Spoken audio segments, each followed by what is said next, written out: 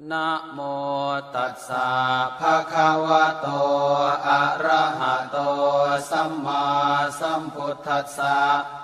นะโมตัสสะภะคะวะโตอะระหะโตสัมมาสัมพุทธัสสะนะโมตัสสะภะคะวะโตอะระหะโตสัมมาสัมพุทธัสสะบทสรรเสริญคุณพระรัตนตรัยอิติปิโสภะคะวะอะระหังสัมมาสัมพุทโธเวชชาจารณะสัมปันโนสุขโตโลกวิทูอนุตตโรปุริสธรรมสารถิสัทธาเทวมนุสสานังพุทโธภะคะวาติสวากขาโต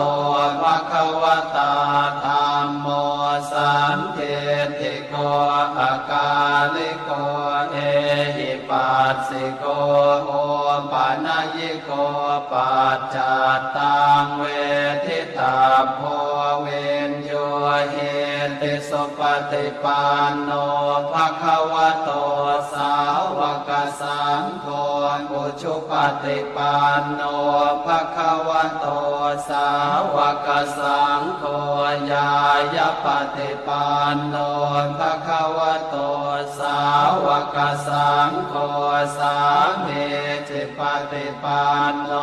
ภะคะวะโตสาวกสังโฆ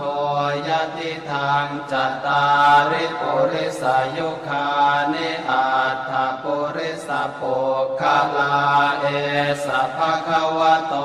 สาวกสังโฆอาหุนายโยปาหุนายโยทักขินายโยอัญชลีการณิโยอนุตตรังปุญญาเขตังโลกาสาติ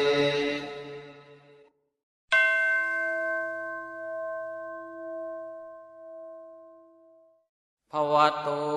สัพพมังคลังราคันตุสัพพเทวตาสัพพพุทธานุภาเวนัสสัทธาโสติภวันตุเมภวตุสัพพมังคลังราคันตุสัพพเทวตาสัพพธรรมานุภาเวนัสสัทธาโสติภวันตุเมภวตุสัพพมังคลังราคันตุสัพพเทวตาสัพพสังฆานุภาเวนัสสัทธาโสติภวันตุเม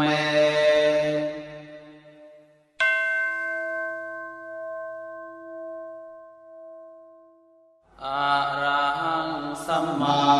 สัมพุทโธภะคะวาพุทธังภะคะวันตังอภิวาเทมิสวากขาโตภะคะวตาธัมโมธัมมังนัมมัสสามิสุปฏิปันโน